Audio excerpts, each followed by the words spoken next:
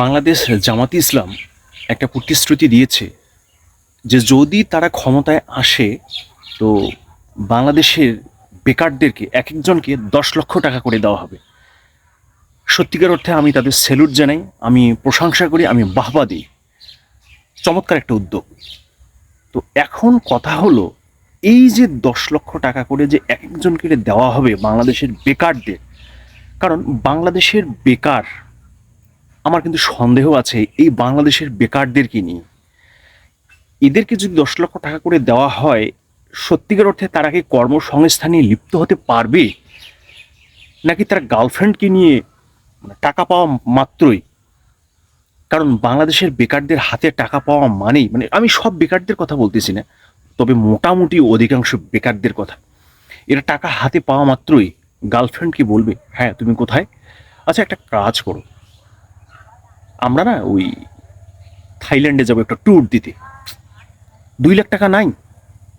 তারপর বলছে কি, এই শোনো তোমার কাছে তো টাকা আছে, একটা কাজ করো, তুমি আমার জন্য একটা 16 Pro Max আইফোন একটা কিনে দাও। তাই? আচ্ছা ঠিক আছে, তুমি যেহেতু বলছো অবশ্যই আমি দিতে, আমার কোনো আপত্তি নেই, আচ্ছা ঠিক আছে আমি দেবো। দিয়ে দিল। তার মানে কি, আপনার 4-5 লক্ষ টাকা এমনিতেই শেষ।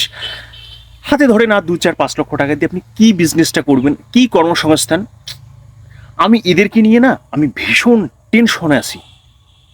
তবে আমি অবশ্যই বাংলাদেশ জামাত ইসলামকে আমি অত্যন্ত বিনয়ের সাথে আমি অনুরোধ করব, এই কারণে যে যে টাকাটা দেওয়ার আগে অন্তত তার ব্যাকগ্রাউন্ডটা একটু চেক করে দেখা দরকার। তা না হলে তো এরা টাকা ওই ঘুরে ফিরে দেখা যাবে যে ওই যেই বেকার আর সেই বেকারই। আহ, মাঝে মাঝে এই বেকারদেরকে নিয়ে আমার এত বেশি টেনশন হয় যে হঠাৎ যদি টাকা এরা হাতে পায়, এরা কি করবে? এরা কিং কর্তব্য বিমূঢ় হয়ে যাবে। অবশ্যই টাকাটা দেওয়ার আগে আমি অনুরোধ করব, তোমাদের ব্যাকগ্রাউন্ডকে চেক করে দেখা হবে যে আসলে তোমরা কি প্রেমিকার পেছনেই তোমরা কি সবসময় পড়েছিলে, না কি করছো। তোমাদের ব্যাকগ্রাউন্ড যাচাই বাছাই করেই তো তারপর টাকাটা তোমাদের হাতে তুলে দেওয়া হবে। এই ব্যাপারে তুমি নিশ্চিত থাকো, ফাজলামির সময় নেই।